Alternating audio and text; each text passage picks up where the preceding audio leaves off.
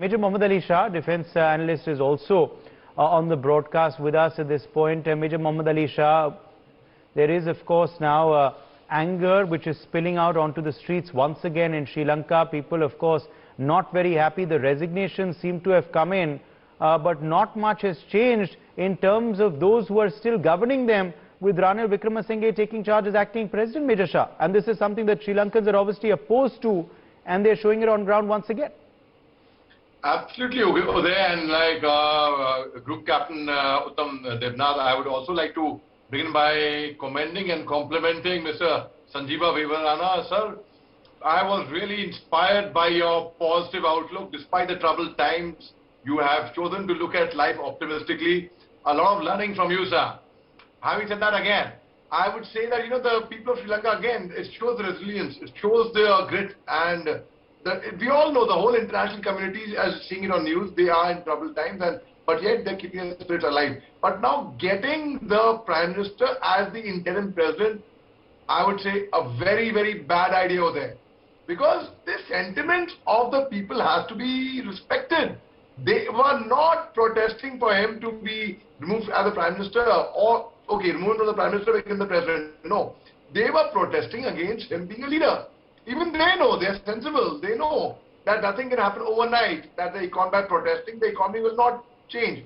But a government, they impose their faith in the government and the government let them down. They don't accept it anymore. Uday, I was last night, the entire night I was sitting up and reading the Constitution of Sri Lanka, and my eyes fell on something very interesting. As in one of the panels, as Group Captain Devnath also rightly brought out, under the Article 40 of the Constitution of Sri Lanka, which actually tells about what happened when the vacation of office of the president by election for the election of succeeding president, the entire procedure. Now, in the Article 40, there is 1A, 1B, 1C, and then there is Article 42 and 43. It's available on Google for everyone to read it. In fact, that would be, if you don't want to read the entire constitution, they can read this much at least. There's clearly mentioned that the interim president, ideally, earlier what was happening, for 30 days, for a month, we were thinking it would be the speaker. Mr. Mahinda would come in as the interim president, but that was not the case. They say that 19th they'll have a special meeting, 20th they will have the parliamentary voting and such things. See, what happened, Mr. Wickremesinghe is also the president's man. He also, so in a way, you can even call it that, that Wickremesinghe will run a puppet government in a way. The president has eloped, has escaped, has fled to Maldives. And it's ironically over there that the president who was known, who was dubbed or who was branded as an Islamophobist has gone to an Islamic nation, Maldives. Well, why Maldives? Because the Sri Lankan army has trained the Maldivian army. They have done a lot of joint exercises together as well. But again, if you see, when the president went to Maldives, he wasn't allowed to come out from the aircraft also. The doors only opened when the Speaker of Maldives intervened. Only then this entire procedure but he also says until he reaches his final destination, which is unknown to all of us, which remains a mystery, until then he will not submit his resignation. And until yesterday there was a lot of talk about, the resignation papers have been signed for 13, post-dated by a day. And he wanted, I think it is really, he has let the entire nation down over there, and it is really sad. This will flare up tempers of people of Sri Lanka further.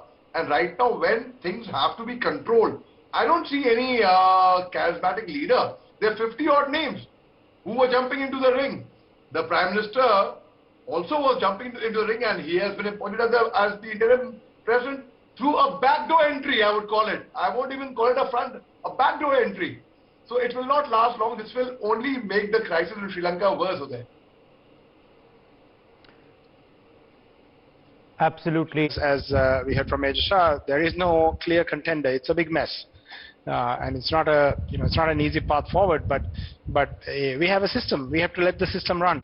Yes, indeed. Major Mohammed Ali Shah, defense analyst, is also joining us at this point on the broadcast. Major Mohammed Ali Shah, we are of course now seeing how literally there are hundreds of police personnel who are being forced to guard Ranil Wickremesinghe's residence. This is certainly unsettling, of course, for the people of Sri Lanka, but is speaking volumes of his unpopularity. Why then are the heads in power in Sri Lanka continuing to cling on to their chair? Why aren't they seeing the writing on the wall, despite what we saw last weekend? And why is this transition becoming so difficult? Because this political transition is needed. Only then can we begin to see economic solutions. Okay, very good question by you there, you know, and Mr. Sanjeeva would be, he would agree with me, he would know better. In fact, in the year 2003, Mr. Gotabaya Rajapaksha had got the US citizenship, which was there with him till 2005.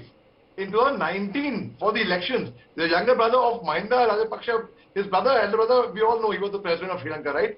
So he had to give up his US citizenship to sit for the elections, to be eligible, to be able to be a candidate for the president. Now, that is the sacrifice he made there. So he thinks there was a lot at stake for me to have given up to come to this position that I am. So he feels that he got it with great difficulty. It wasn't easy for him. He feels that way. Now, that is what politics is over there. They care for the chair. They are over 50 people who were, until some time back, before the news came in that Wickremesinghe has been appointed as the interim president, there were so many. He threw his hat in the ring last. That's a different thing. But before that, we were hearing leader of opposition, speaker, this, that. There were so many names. People were wanting to jump into the fray straight away. So now, despite the not being popular at all, still not willing to resign at all. I mean, putting the lives at stake of your countrymen, is that leadership? That's not leadership at all. So as Mr. Sanjeeva rightly had said earlier, that the people got them into power and they let the people down. So now the interim president, not for a moment will the people accept it.